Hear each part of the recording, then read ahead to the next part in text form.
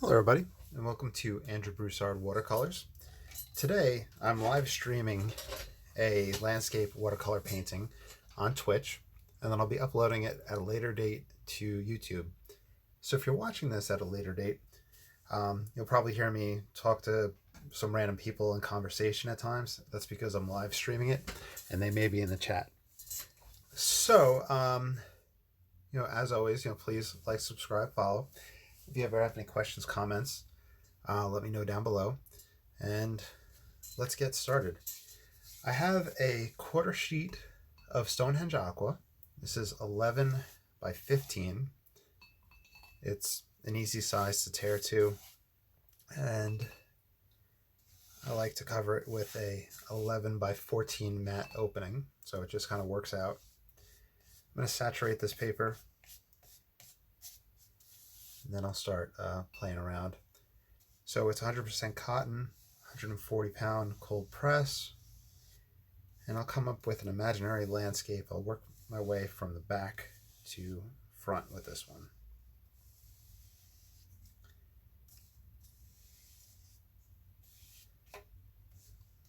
Okay.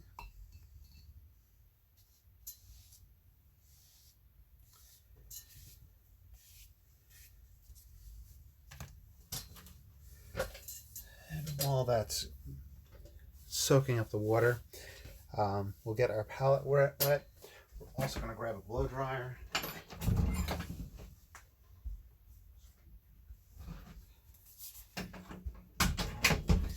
My blow dryer finally kind of gave up the ghost, and I'm using it for probably 3 years now for these paintings.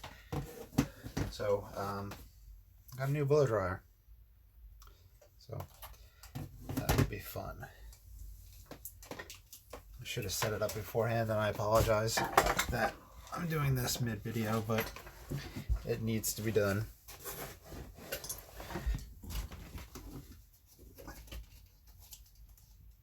And out.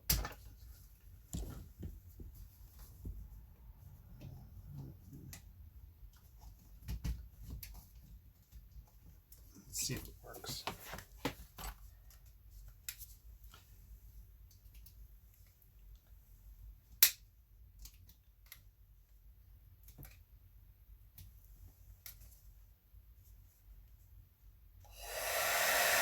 Yep, perfect. Okay. Hey, how's it going, Soup Master? Yep, I remember y'all. It's been quite some time since I've really streamed or talked to y'all. How have you been?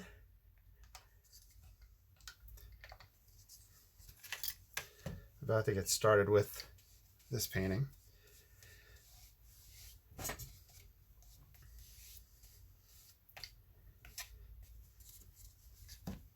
And I've been playing around with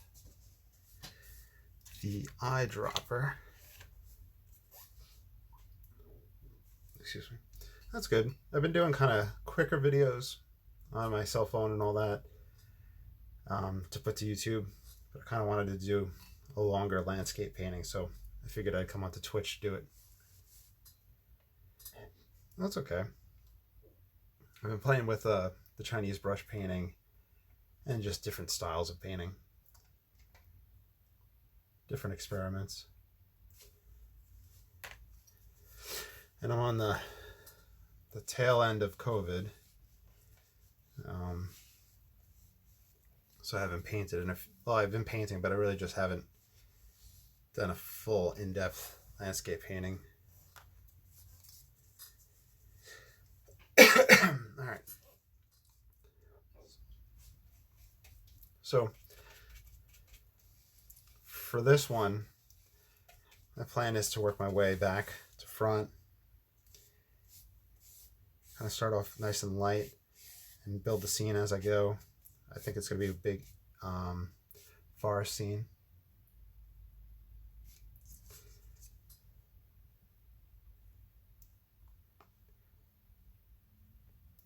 Yeah. I've been playing with inks and whatnot. That's been a lot of fun.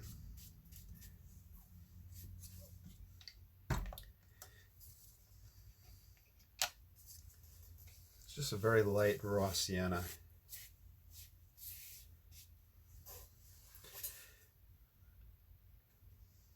Try to get like a nice light wash of ultramarine.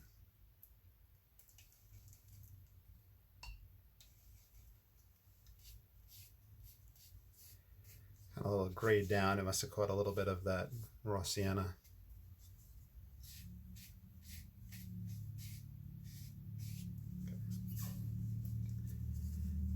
I think my horizon line would be about here. I'm going to do a stream through trees.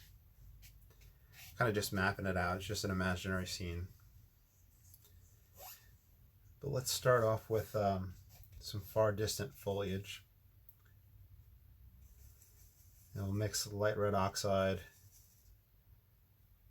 with ultramarine for that.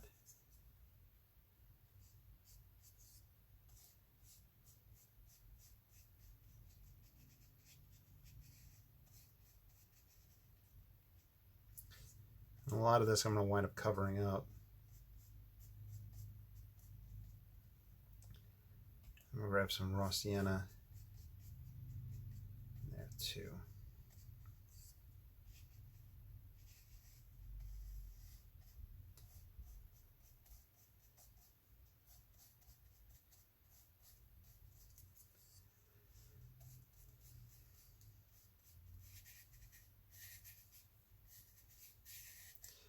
Okay, that's going to kind of map out that far background.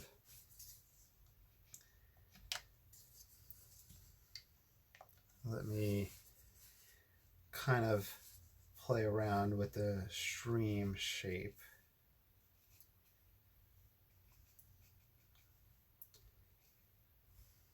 I always like the S-shape composition.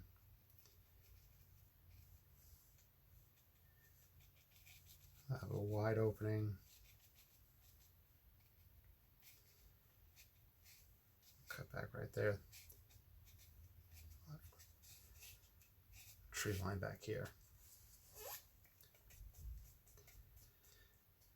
All right. Oh, I have a little bug flying around. Okay, here's some raw sienna. I'm going to get more of that than water. I'm going to start mapping out some foliage for background trees. And this gives it really nice, soft effects. That's the foliage down at the base.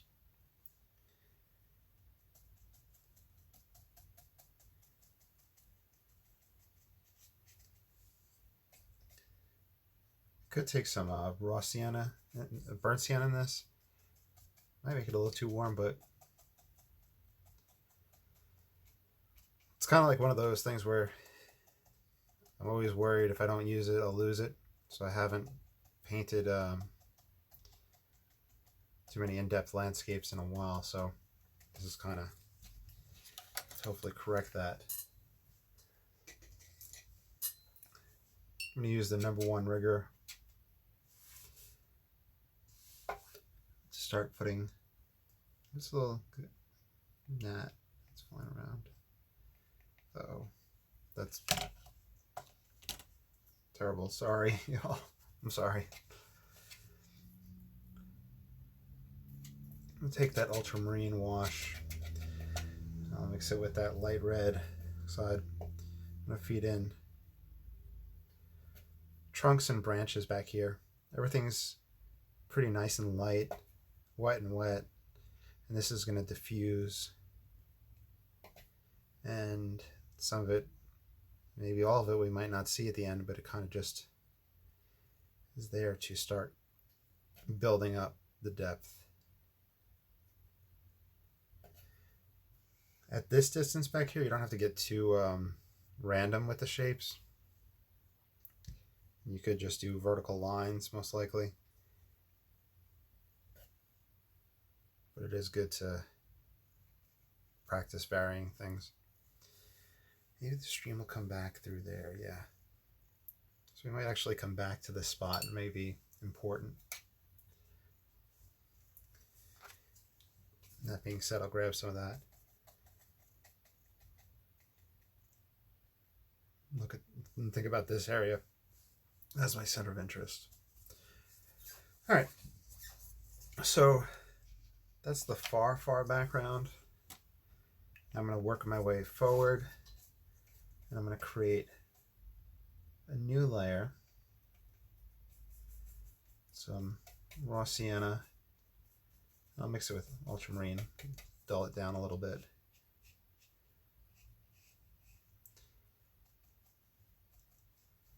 Kind of undergrowth, covering that area and that area. And I'll start a new layer of trees. Now with linear perspective, they're just going to be a little bit lower. So this layer,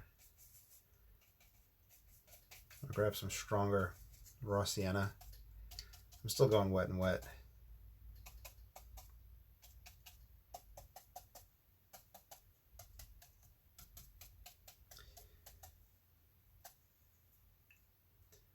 And I'll grab some burnt sienna.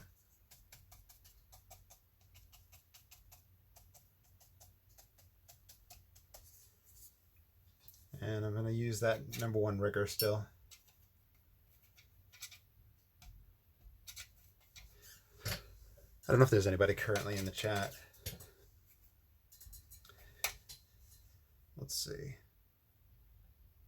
Let ourselves get darker, bigger here. So this is that kind of soupy mix of ultramarine, some Payne's gray, burnt sienna. And everything's still wet and wet, so there's been no dry offs.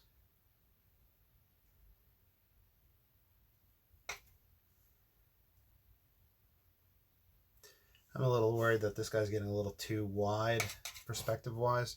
We'll see. Oh, we got somebody else in live chat. We got Nani, and we got Suitmaster still. Awesome. I'm glad y'all are here. So,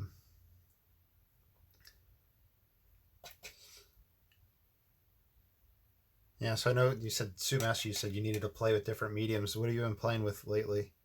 And Nani, I don't know if I've ever seen you in the chat before, so welcome. Do you paint at all, or just kind of like watching painting?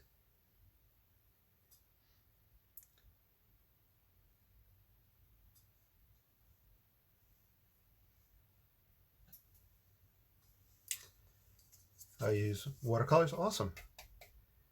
Do you landscape paint, still life, portraiture? What do you kind of use? Mixing a little bit of Payne's gray onto this hake. Vary up this to kind of ground that structure.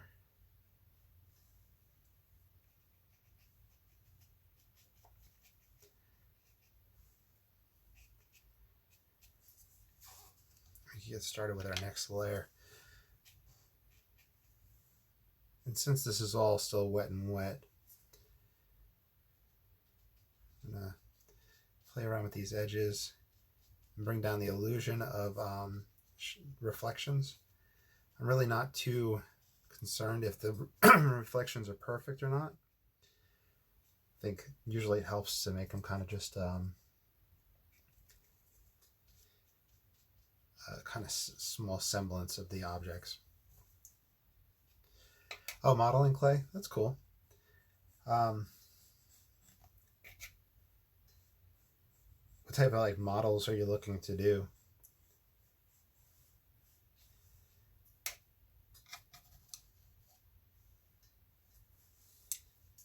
You can see how everything's still nice and wet and wet.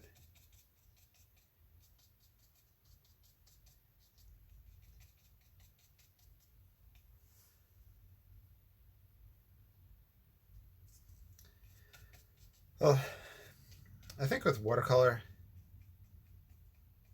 and I hate to say practice, practice, practice, but I know practice is a big thing with watercolor, kind of just being able to control it. But a big thing is also like the paper that you utilize.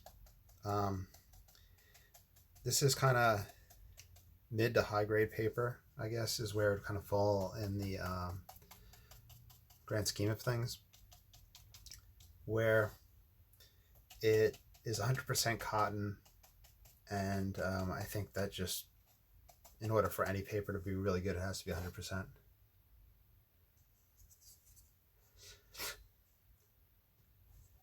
So paper really has a big effect on it, probably bigger than the paints themselves. So my next layer tree is going to come. Let's grab some lemon yellow to kind of get kind of greenish grass going.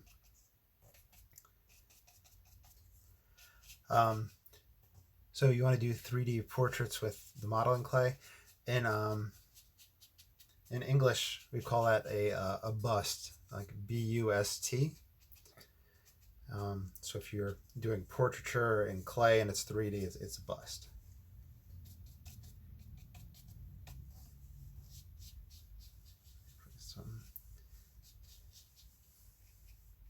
Close down to that water. Okay.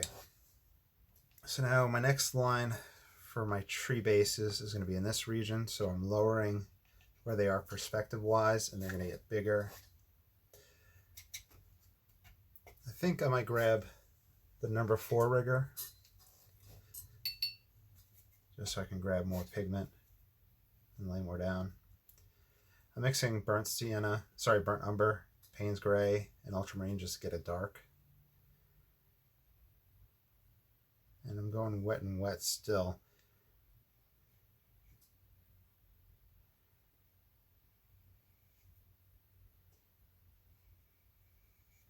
We may take this as far as we can with no dry off.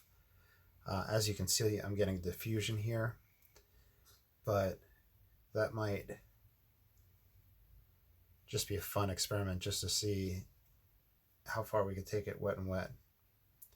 Kind of doing a line of trees. I'm gonna then break that up and put a tree up and over.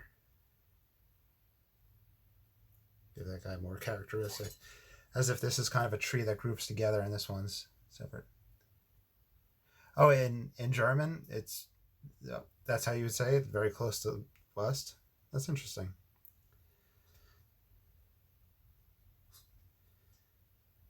We have that. So I'm getting a little bit of rhythm going with where these guys are. Now there's kind of more importance to their placement.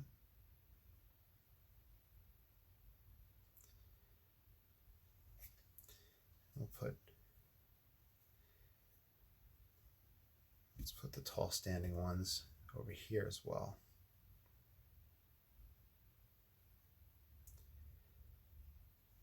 These will probably get cut off by a mat going over it, but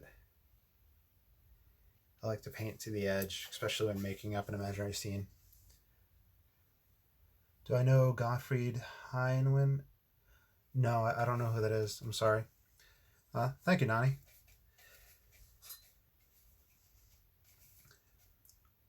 I have a few different approaches to the watercolor painting, and in some scenarios I'll kind of do a wet and wet, dry it off, and then play on top of that. But this one I'm just keeping it wet for right now. I'm going to use the hake for foliage. This is Payne's gray and burnt sienna,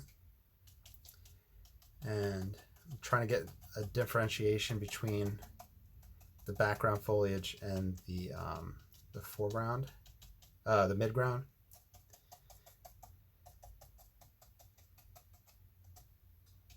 These guys do need to be grounded. So I'm just taking that hake and coming up with it. I could also look at them and say, well, this guy's going to have his reflection here. This guy, a little bit of reflection. But it doesn't need to be perfect. Like I said, I prefer just kind of the idea and the small illusion of reflection as opposed to that. Yeah, I'll have to look up that that painter. Oh, and he makes ultra realistic paintings. Yeah, Ranson. Yeah, that we play that in the weight room sometimes. Kind of taking the side of this number 4 just to add a little bit of texture down here. Planning things out. Can't forget about this side.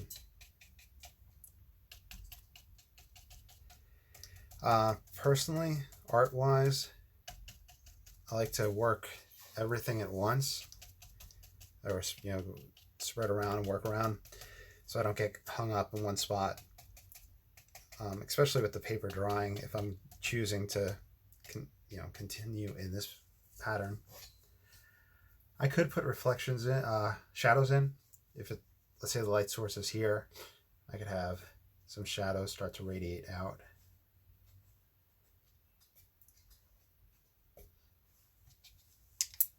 Down here in this corner, it's going to be dark, so I'm going to do that now. Burnt umber and Payne's gray.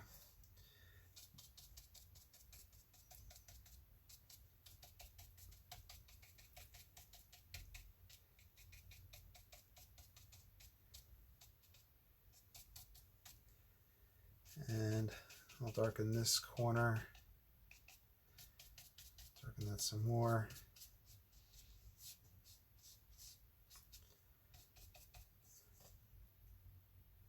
So do I have any favorite artists? Who have I been looking at lately? I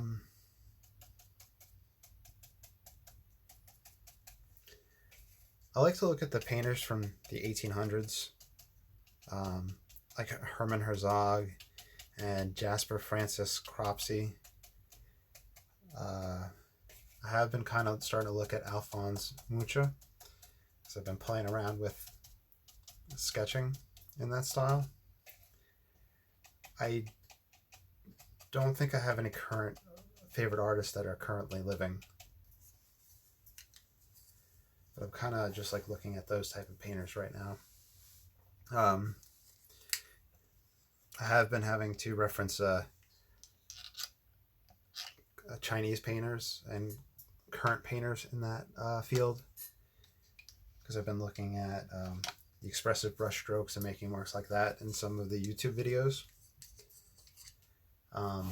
So one of them that is alive, so a Chinese brush painter that's alive, is Henry Lee, and he has a YouTube channel. He's really good. Start building up depth here by see how it's lightening up over it.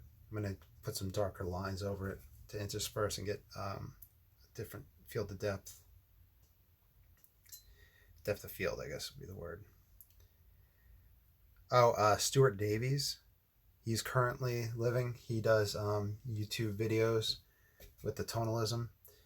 In fact, I believe he recently did a Skype teaching session. I was not able to. I've never attended any of his things, but he started doing that, and he puts the videos on YouTube. And he's a tonalist painter. He's very much about getting texture and the illusion of texture, as opposed to sitting there and being very finicky with it. And he's fantastic.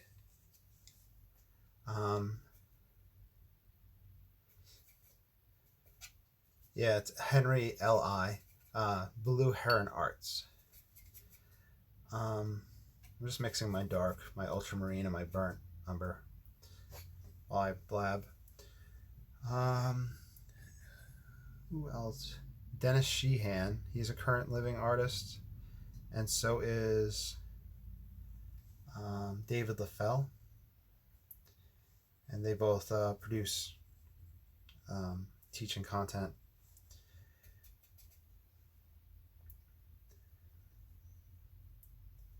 There's something I was going to say, but it totally slipped my mind. Oh, Fantan Latour. He was a painter of flowers. He was one of my favorite painters. I think it's Henry Fantin Latour or Lafleur.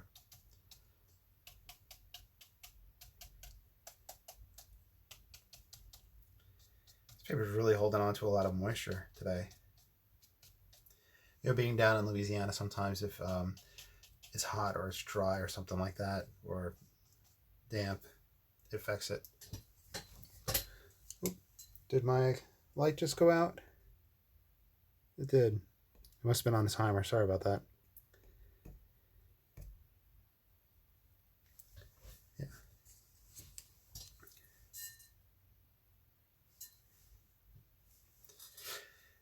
I'm going to do some closer trees right in here.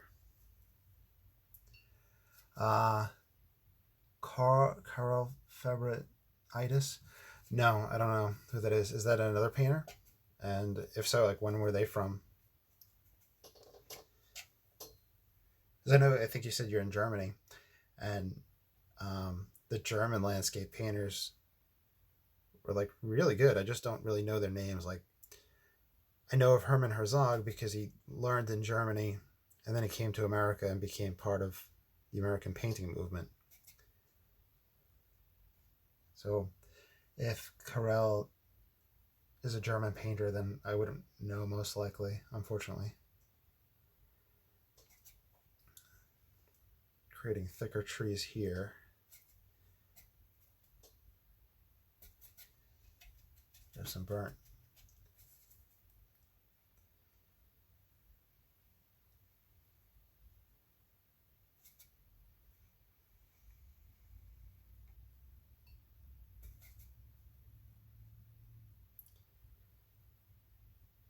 Try not to overlap the trees behind them so that I can get a sense of depth. I'm going darker and thicker in the width of the lines to have these guys appear closer to us.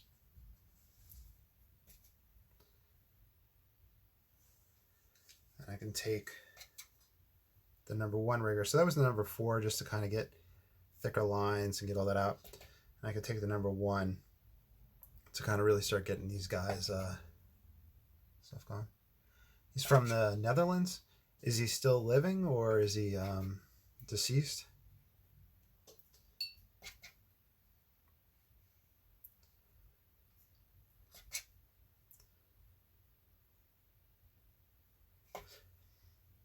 His paintings are pretty good. How do you mix the dark black for your trees? Is it ultramarine burnt? Yeah, ultramarine burnt umber has been kind of my go-to for my dark black. It took me a really long time to find a dark mix, because everybody always says ultramarine and burnt sienna, and that never seems to work for me. So recently I've been using that.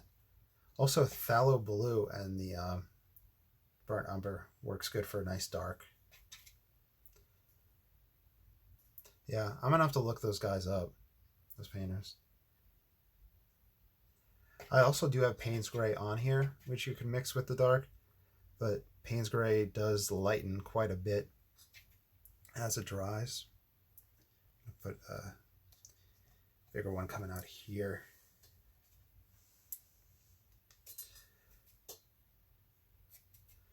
I gotta tell you guys, it feels good to just be doing a landscape painting and not pausing the camera to like kind of edit, because that's kind of my like cheap way of editing, is pausing the camera. It feels nice just to film and talk. So hopefully at a later date, when it goes up on YouTube, you'll like this style. Yeah, burnt sienna with the ultramarine gives me a gray, but the raw sienna with ultramarine gives me a gray, but it's like a really cool gray. I don't know if you'll have tried that. I did a video where I had drawn some the Japanese Chinese plum blossoms, or the cherry blossoms, and it was in black ink, and with watercolor I mixed the ultramarine and the raw sienna and kind of just did washes over the paper, and it gave like an antiquing gray effect, which was really cool.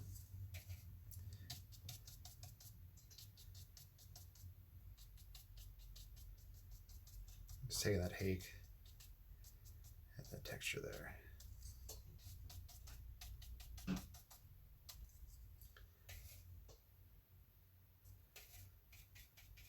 right, let's try to get some foliage going. Here's some raw sienna. Some areas are starting to dry, so I can kind of get more crisp markings. Okay, all right, Suit Master, it was good seeing you. You all have a good night. So I'm building up densities in different foliage areas. I'm grabbing a little bit of water to mix in, but something like that is too much. I want it to be pretty dry at this point. I'm putting in that foliage.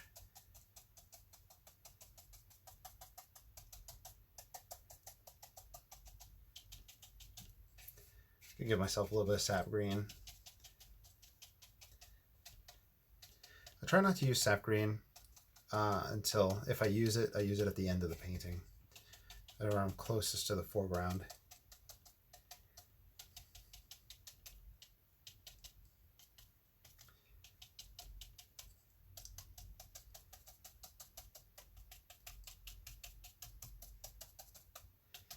I'm just kind of texturing it up.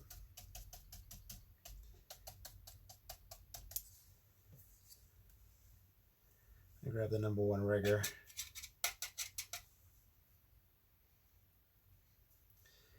We could, of course, if I knew where it was, where is it? Take the edge of a credit card and scrape some textures out. You can give some highlights and life to these trunks that are there.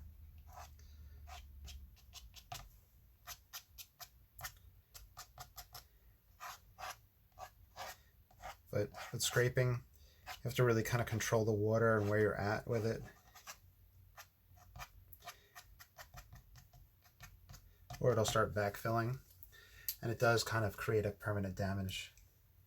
Hey, how's it going, Equal Mage?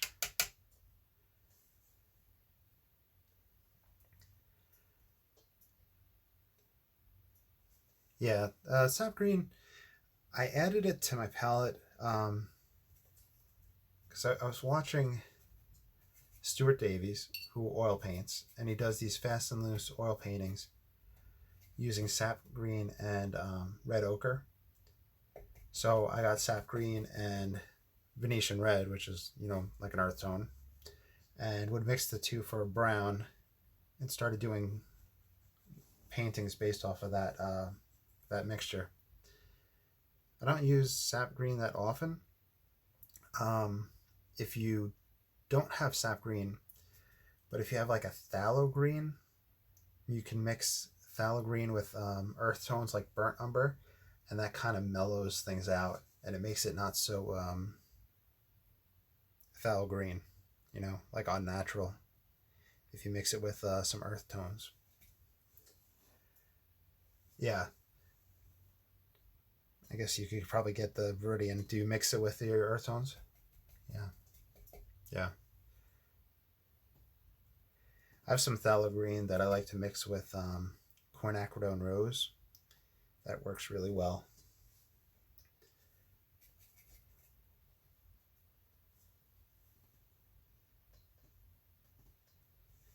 So far we haven't done any dry off whatsoever with this painting.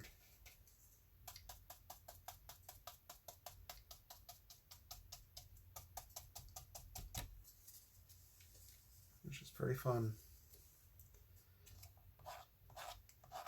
Could you just use the cards to scrape branches in? So this is kind of the harsh edge.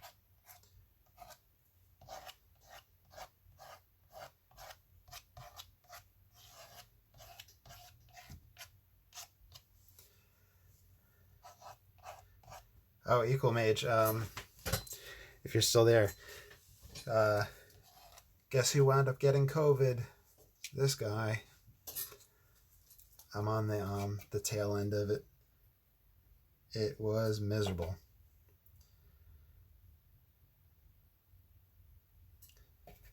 Today has like been a really active day for me, which was really nice. So I was just sleeping so much.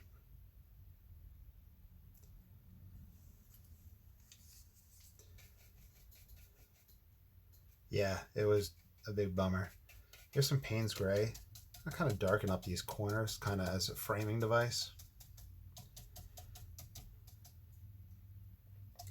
Yeah, I'm on the mend, and my fiance is doing good, so thank you. I appreciate that. I don't know, I'm kind of making light of it, but we took it very seriously, and we really tried hard not to get it, but unfortunately it happened. It was weird because I didn't lose my sense of smell until like 2 nights ago, so I had like all the other issues, and then I eventually lost sense of smell. Okay. I wonder if we should put some cerulean blue in this water, or if that would kind of ruin the illusion of this painting.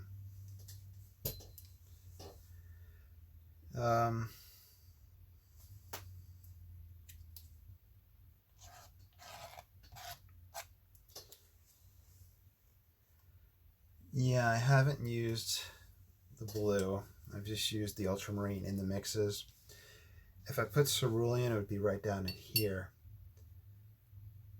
Let me see. Let's try a little idea. If I take a little piece of scrap.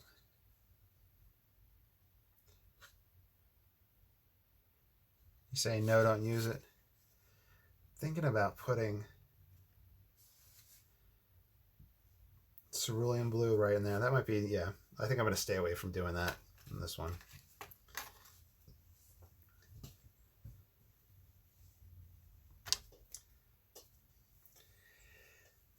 But what I think I do want to do, I think I want to take a tree and have it fallen over. Burnt umber, ultramarine,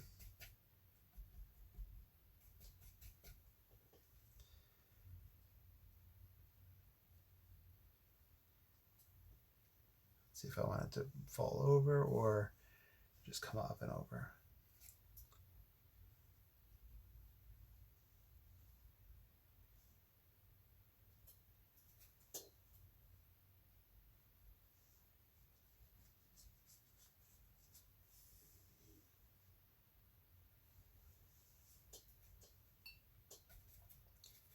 Try to get as much pure pigment as I can to really get this guy to sit forward. And I'll have it up here, and I'll have broken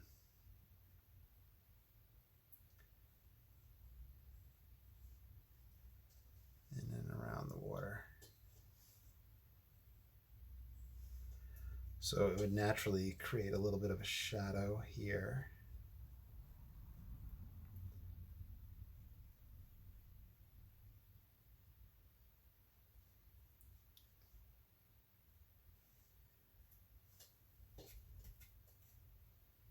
Yeah, thank you. Yeah, so I didn't put any blue in it. I'm just kind of playing around just because I'm having fun right now. I'm not going to add anything else to it, I don't think. You want to be there in it? Thank you. Appreciate that. I'm just going to have a shadow up on that edge. And cast that shadow over. I'll cast a shadow here. It goes into the water.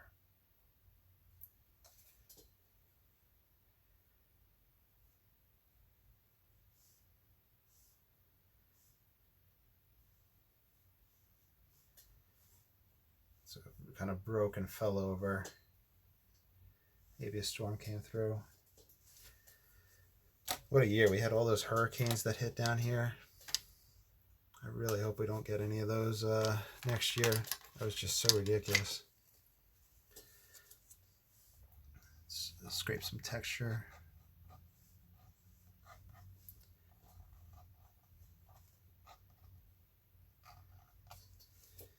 We could take the #1 rigger for a little bit of grass here.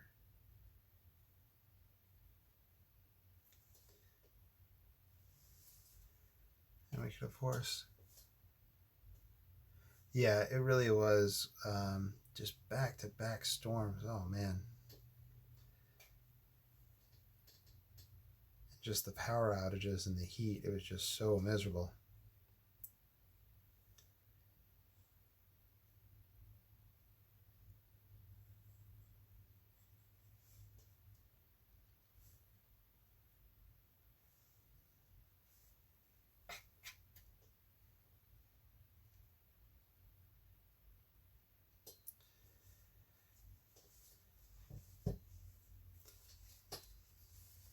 Okay, so let's see if there's anything else I need to really work on with this. Try to get a little bit more green going. Ultramarine blue and sap green.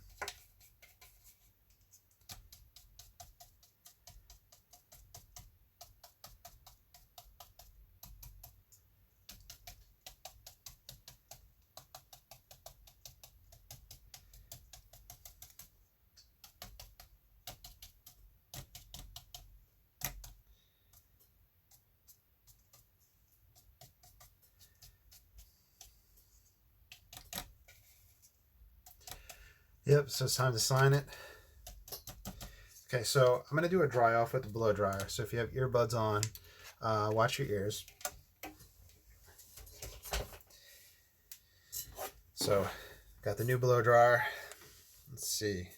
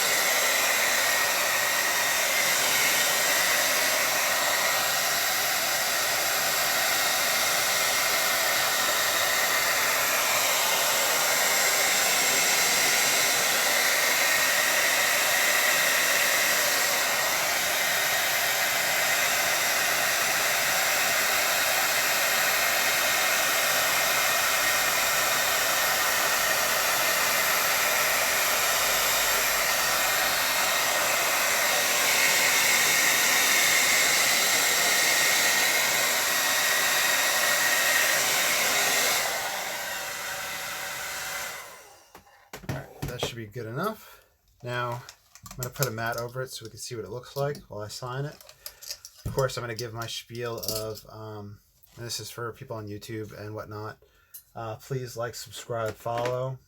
Of course, you're welcome to follow along with any one of these tutorials and sign your own name to it because I want you guys to be successful.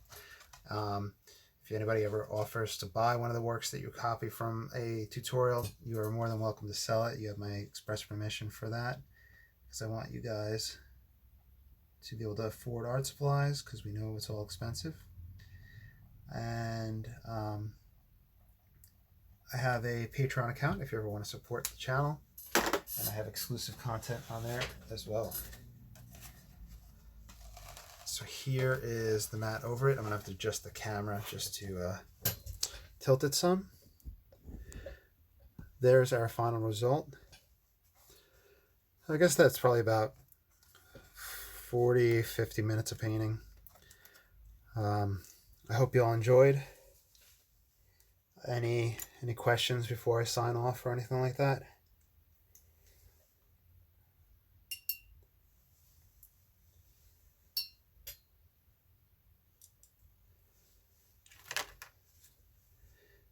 Okay. No, thank you for coming by. I really appreciate you being in the chat and just interacting and watching, and just chatting. It's a lot of fun. Thank you all. Like everybody that comes in and watches, I really appreciate it because it I don't know, it makes me feel good. It's fun. So on that note, if there's no questions, I'll talk to you later, and thank you all so much. And thank you, Nani, on the healing end of everything. So I know I'm starting to get better. So thank you. You all stay safe, and y'all's family stay safe. All right. Bye.